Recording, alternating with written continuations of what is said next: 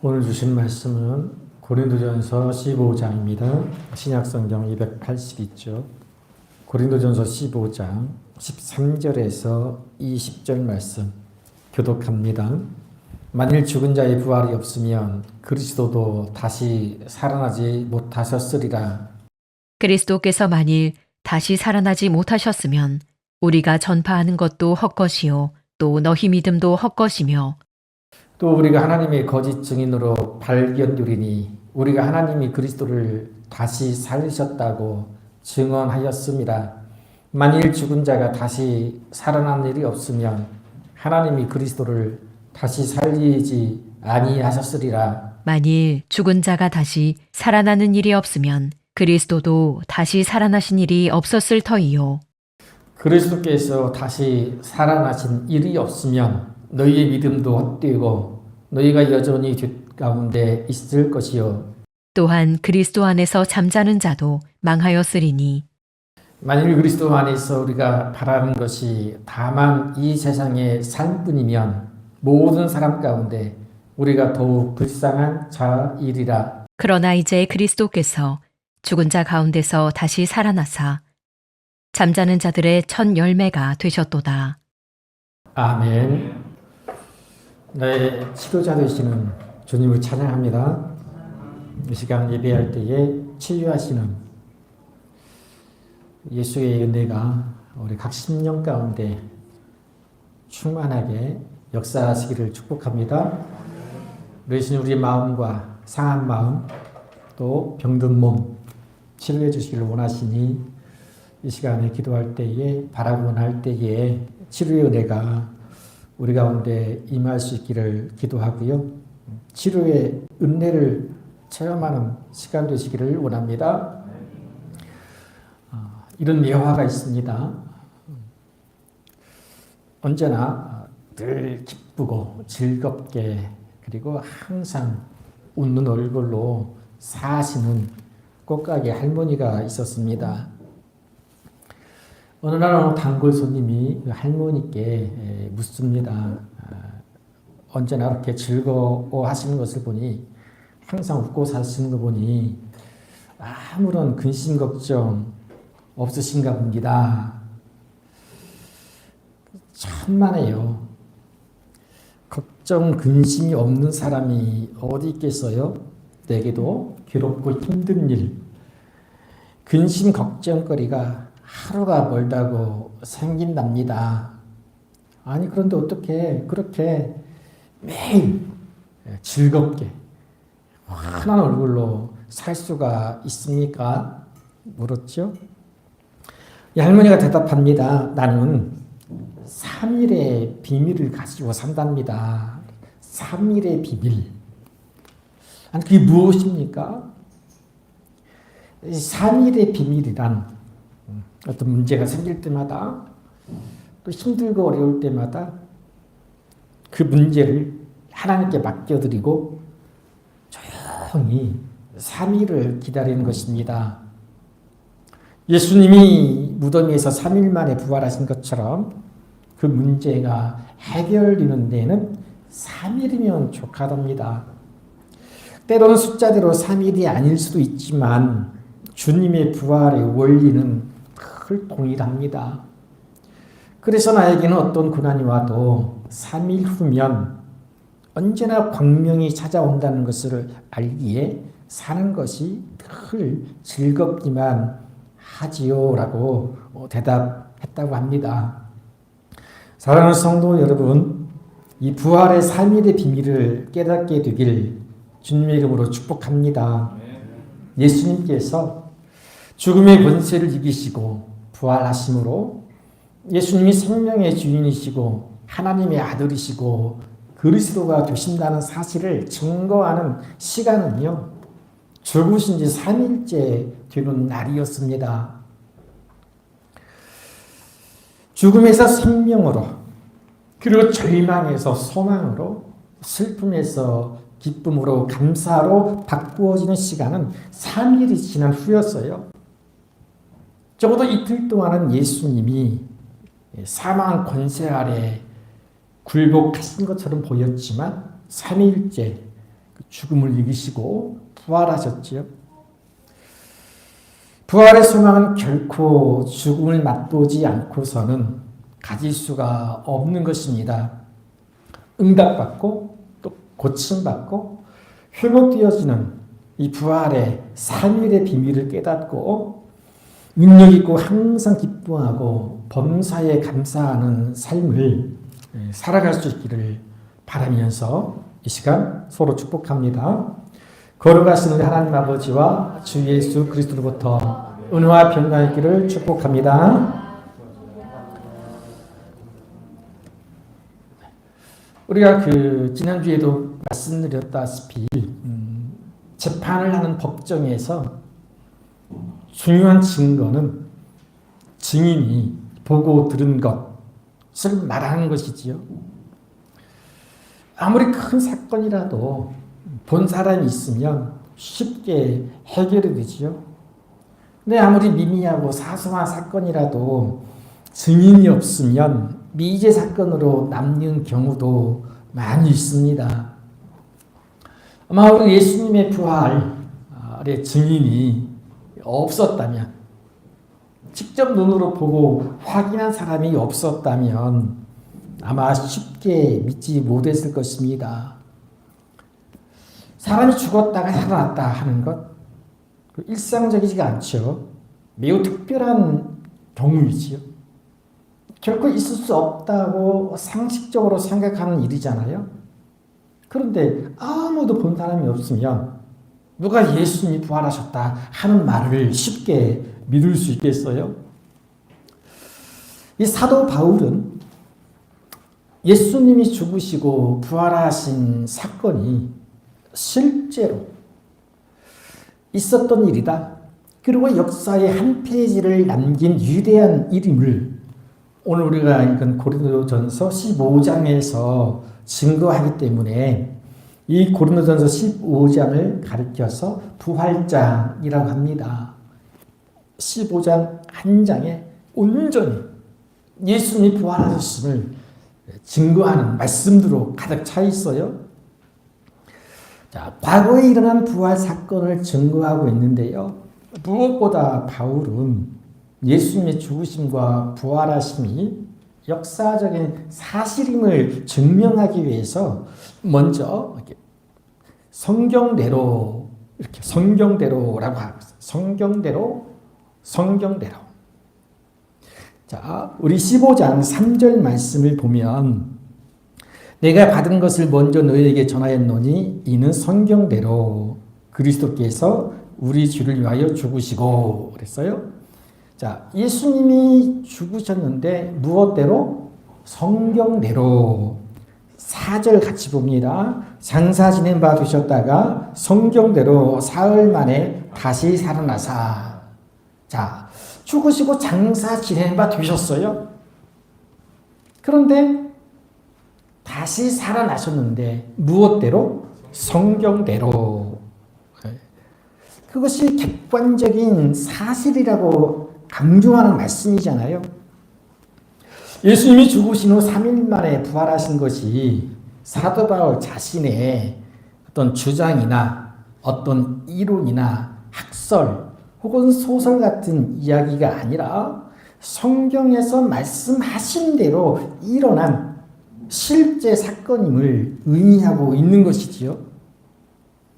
자, 예수님의 무덤을 찾아온 여인들에게 부활의 첫 번째 증인인 천사들이 일러준 말이 무엇이었어요?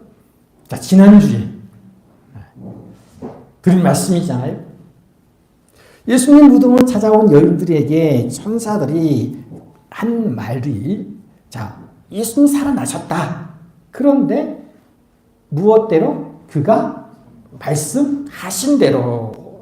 같이 해봅시다. 그가 말씀하신 대로 살아나셨다라고 했지요. 자, 그러니까 천사들도 예수님의 부활을 자신의 생각으로 주장하는 것이 아니라 예수님께서 하신 말씀을 근거 전하는 거예요.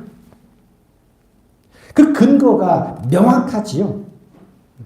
바울도 마찬가지로 소문이나 남의 주장을 들어서가 아니라 성경대로 그 주장을 확실하게 뒷받침하는 근거를 제시하는 거예요. 예수님께서 부활하신 사건이 얼마나 분명하고 명확한 사실인지를 알게 하는 표현이잖아요. 우리 함께 해봅시다. 그가 말씀하신 대로 성경대로. 그가 말씀하신 대로 성경대로. 예수님이 부활하셨음을 증거하는 말씀이 고린도전서 15장 부활장이에요. 자, 바울은 성경대로뿐만 아니라 예수님이 부활하신 것을 목격한 많은 증인들이 있음을 말씀해요. 자, 그러니까 바울은요, 예수님이 부활하셨음을 증거하는데 확실한 증거를 제시하는 거예요. 처음에는 성경대로, 그 다음에는 실제로 본 사람들이 많이 있다는 거예요. 점점 그 증거를 강화시키는 것을 보게 되지요. 예수님이 부활하신 것을 목격한 많은 증인들을 소개하는데요. 5절부터 쭉 나오죠. 5절에 게바와 즉 베드로와 12 제자에게 와 보이셨다는 거예요. 6절에 보면 500의 형제에게 일시에 보이셨다.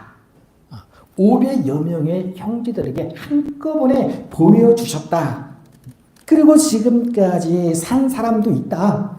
그리고 7절에 보면 야고보에게 보이셨으며 후에 모든 사도에게, 그리고 8절에 보면 맨 나중에 만삭되지 못하여 난 자 같은 내게도 보이셨느니라. 그러니까 사도 바울도 부활하신 예수님을 만났다라고 하는 거예요. 그러니 내가 증인이다.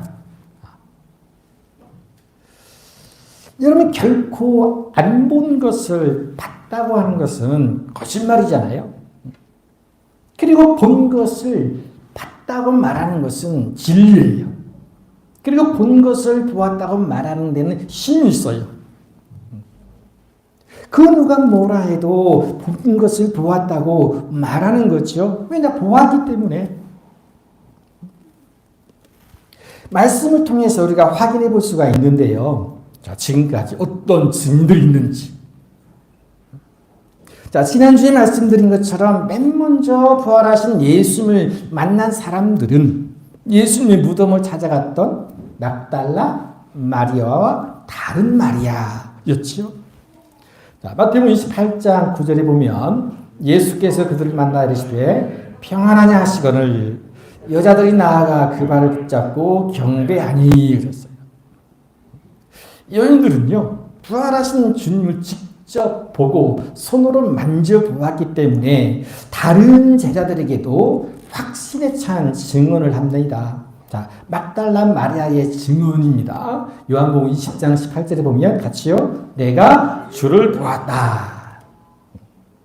여러분, 살아가면서 내가 주를 보았다라고 간증해 본 경험이 있나요? 내가 오늘 주님을 보았다라고 내가 만난 주님을 증거한 적이 있어요? 본 사람은 말하지 말라고 해도 말할 수밖에 없잖아요. 여러분, 예수 그리스도를 만남으로 어디를 가나 내가 주를 보았다라고 담대하게 말할 수 있게 되기를 원합니다. 그게 부활의 증인이지요. 전도가 다른 게 아니라 그렇게 말하는 거예요. 이후로 엠마오로 가는 두 제자에게도 부활하신 주님을 나타나시잖아요. 자, 한동안 동행하시면서 막 성경을 풀어주고요. 그들과 함께 식사하실 때 또 떡을 떼어 축사하시고 주셨지. 자, 그때서야 그들은 부활하신 예수님이심을 알아차리게 돼요. 누가복음 24장 31절에 그들의 눈이 밝아져 그인 줄 알아보더니 예수는 그들에게 보이지 아니하시는지라. 부활하신 예수님이 자꾸만 제자들을 찾아가 주시고 만나주세요. 확인시켜 주세요. 자, 다른 제자들에게도 예수님께서 보여주셨는데요. 요한복음 20장 19절에 보면 이날 곧 안식 후 첫날 저녁 때에 제자들이 유대인들을 두려워하여 모인 곳에 문들을 닫았더니 예수께서 오사 가운데에 서서 이르시되 너희에게 평강이 있을지어다. 아멘. 자, 예수님이 십자가에 못 박혀 죽으신 후 제자들의 행방을 보면 어떻게 했다고 그랬어요? 두려워서 문을 닫고 꽁꽁 숨어 있었던. 그런데 그 가운데 예수님이 나타나셨어요. 그리고 못자국 난 손과 창으로 찔린 옆구리를 보여주셨고요. 그래서 그들도 그 자리에 없었던 도마에게 증언해요. 자, 뭐라 하냐면 20장 25절에 같이요. 우리가 주를 보았노라 그랬어요. 아까는 내가, 이번 우리 공동체가. 여러분, 이 시간 우리가 부활하신 주님을 믿음의 눈으로 볼 수 있기를 축복합니다. 그래서 우리가 주를 보았다 라고 이렇게 외치는 믿음의 공동체 되어야 할 줄로 믿습니다. 자, 다시 제자들에게 나타나신 예수님은요, 의심하는 도마에게도, 아까 찬양했던 의심하는 도마에게 못자국 난 손을 보여주시고, 그리고 옆구리에 손을 넣어보라고 하시면서 또 이렇게 말씀하시지요. 20장 29절에 예수께서 이르시되 너는 나를 근거로 믿느냐? 보지 못하고 믿는 자들은 복되도다 하시니라. 아멘. 우리가 복 받기를 바라고 기도할 때 이 복이라고 하는 것을 대개는 물질적인 개념으로 여기지만요, 진짜 복이 무엇이냐? 안 보고도 믿게 된 것이다. 예수님 말씀하시는 거예요. 여러분, 예수님 다 보았습니까? 예수님 시대에 이미 지금으로부터 2000년 전이잖아요. 우리는 아무도 예수님을 직접 눈으로 보지 않았어요. 그런데 믿잖아요. 얼마나 신기한 일입니까?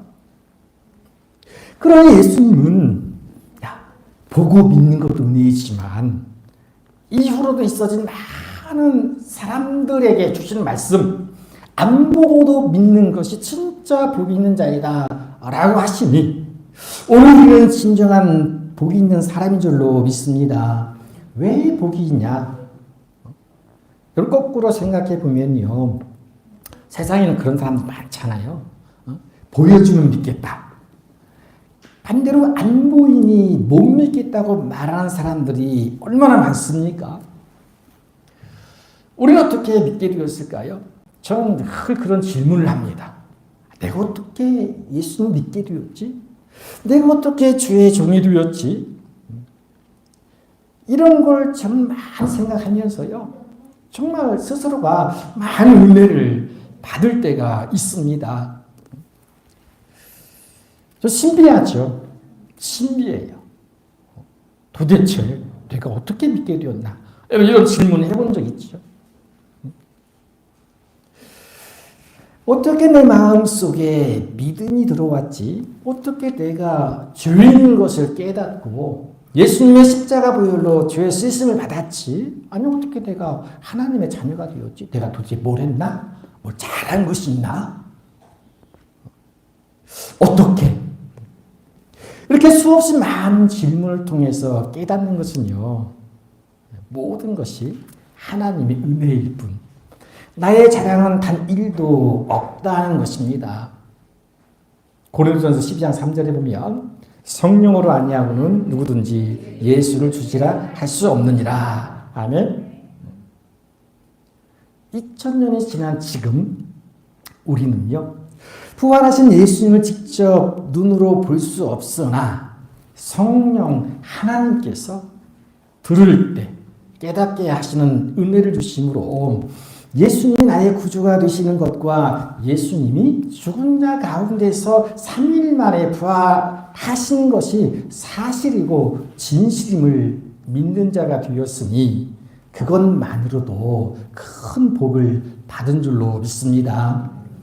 그것보다 큰 복이 어디 있겠어요? 우리가 일단 살아갈 때에 좀 부족한 것, 어려운 것, 힘든 것, 그것 때문에 복이 없다라고 말하는 것은 불신앙이에요. 여러분, 우리가 보지 않고서도 부활하신 주님을 믿게 된 것, 이것이 가장 큰 복이니 우리는 항상 범사에 감사해야함이 마땅한 줄로 믿습니다. 자, 이후에 예수님은요, 부활하신 후에 40일 동안 그렇게 세상에 계시면서 바울이 말하는 대로 여러 번, 그리고 많은 사람들에게 부활하신 몸을 보여주셨고요. 그리고 승천하신 이후에 어느 날 바울을 만나주시는 거예요. 그래서 바울이 딱 보여주셨고 맨 마지막에 나도 예수님 만났다 이렇게 증언하지. 바울의 원래 이름이 사울이잖아요. 그의 이름이 사울이었을 때 그의 최대 사명은 교회와 성도들을 핍박하고 붙잡아 감옥에 넣기도 하고 죽이는 일에 열심을 내던 것이었잖아요. 핍박자였어요. 박해자였어요. 폭행자였어요. 자, 그런 그가 이제 예수 믿는 자들을 붙잡기 위해 어디로 가다가요? 기억하시죠? 달메색으로 가다가 도중에 부활하신 주님이 찾아오시게 되는데 그 장면에 대해서 이렇게 증거하지요. 사도행전 9장 3절에 사울의 길을 가다가 다메섹에 가까이 이르더니 후련히 하늘로부터 빛이 그를 둘러 비치는지라.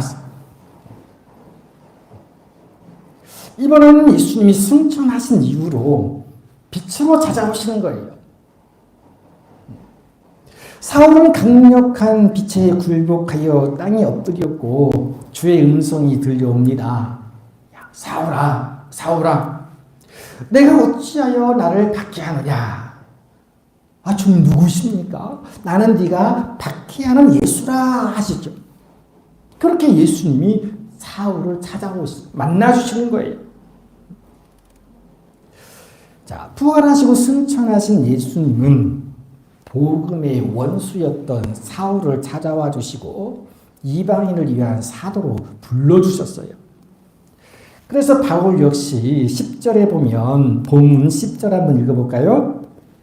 그러나 내가 나아들은 것은 하나님의 은혜로 든 것이니 내게 주신 그의 은혜가 헛되지 아니하여 내가 모든 사도보다 더 많이 수고하였으나 내가 한 것이 아니요 오직 나와 함께 하신 하나님의 은혜로다 그랬어요.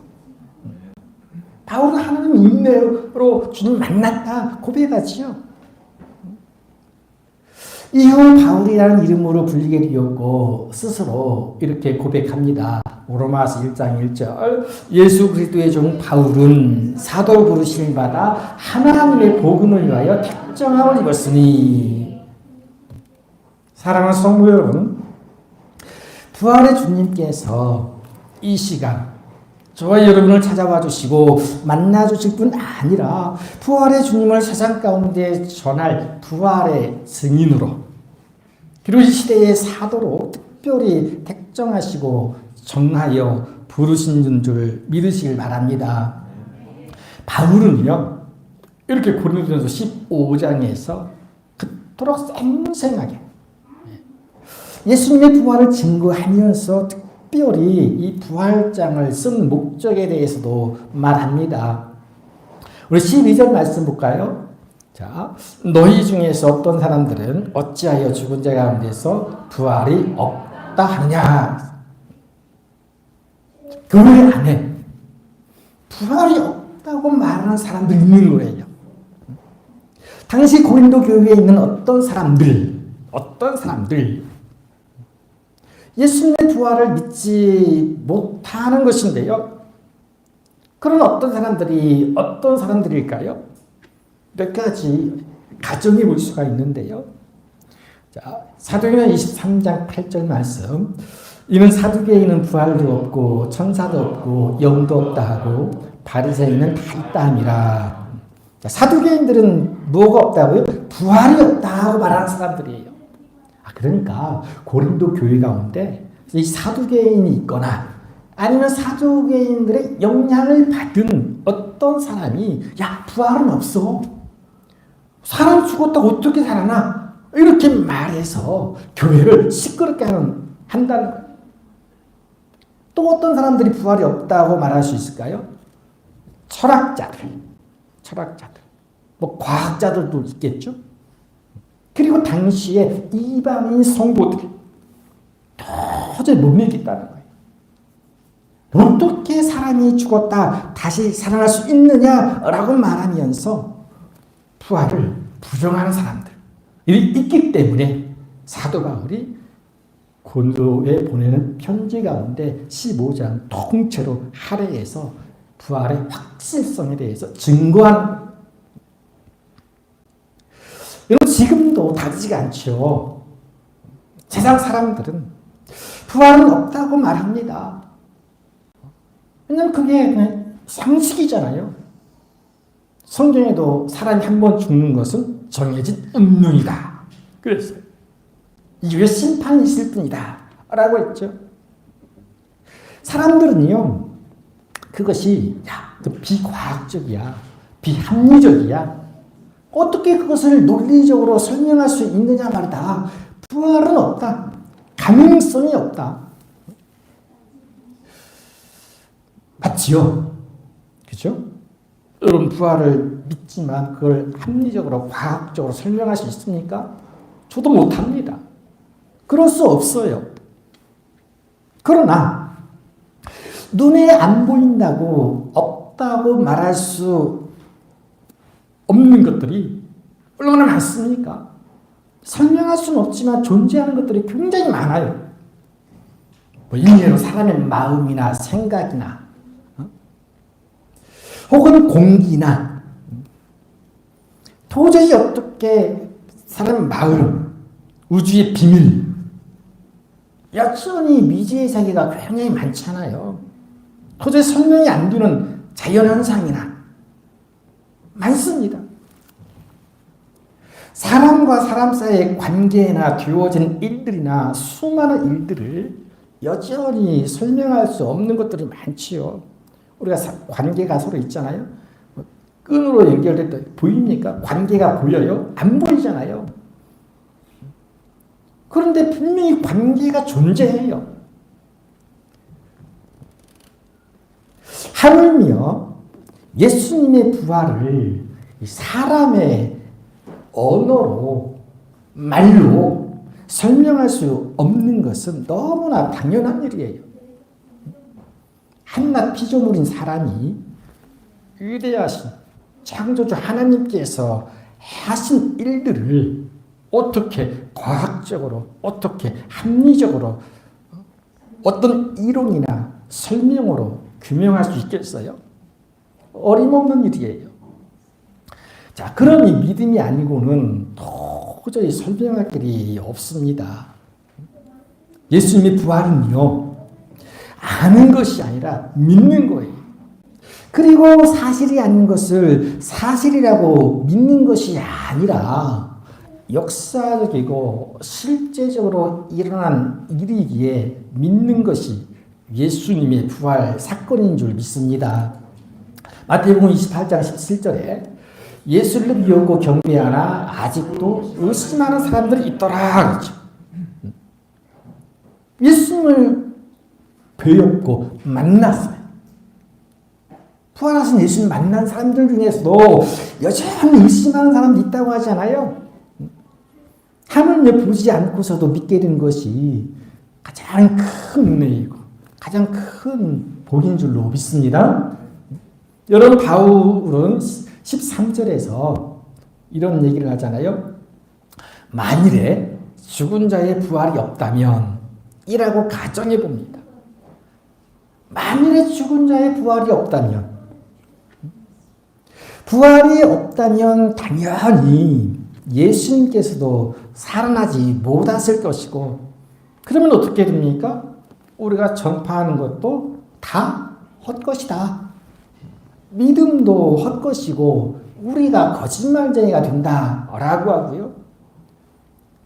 그리고 예수님이 부활하시지 않았다면 죄를 용서받지도 못하고 구원받지도 못한 채 여전히 죄인으로 살아갈 것이다 라고 말씀하지요. 죽은 자들은 그것으로 망하는 것이고요. 그냥 이 세상에서 사는 것이 끝이고 전부이면 우리가 가장 불쌍한 자라고 했죠. 여러분, 우리가 가장 불쌍한 자인가요? 우리는 가장 복받은 자입니다. 왜? 예수님 부활하셨기 때문에. 단 예수님의 부활이 없다면 여러 가지 일들을 열거하지요. 여러분, 예수님의 부활이 없었다면 신약 성경도 없었을 것이고 교회도 없었을 것이고요. 기독교 신앙도 지금까지 이어져 오지도 못했을 거예요. 수많은 사람들이 믿음으로 구원받지 못했을 것이고 이 세상은 그야말로 사망이 지배하는 혼돈과 흑암의 세상이 되고 말았을 거예요. 생각조차 할 수 없는 일이에요. 상상조차 할 수 없는 일이에요. 부활이 없었다면요, 하나님도 없는 것이나 다름이 없어요. 여러분, 예수님의 부활을 온전히 믿으십니까? 여러분, 부활을 확신하십니까? 긴가민가 하거나 의심하거나 아직은 확신이 없는 사람도 있을 수 있겠으나 오늘 주신 말씀과 그리고 깨닫게 하시는 하나님의 은혜로 여러분 확실한 부활신앙을 가질 수 있기를 주님의 이름으로 축복합니다. 바울은요, 부활이 없었다면 이라는 가정 속에서 일어날 수 있는 불행한 일들을 쭉 만난 후에 20절에서 이렇게 말씀하잖아요. 같이요. 그러나 이제 그리스도께서 죽은 자 가운데서 다시 살아나사 잠자는 자들의 첫 열매가 되셨도다. 아멘. 그러나의 신앙을 가져야 돼요. 엊그제 한 유튜브를 보는데요. 제가 좀 즐겨보는 시사 프로그램인데 세상에나 이런 이야기도 듣게 돼요. 그런 얘기를 하더라고요.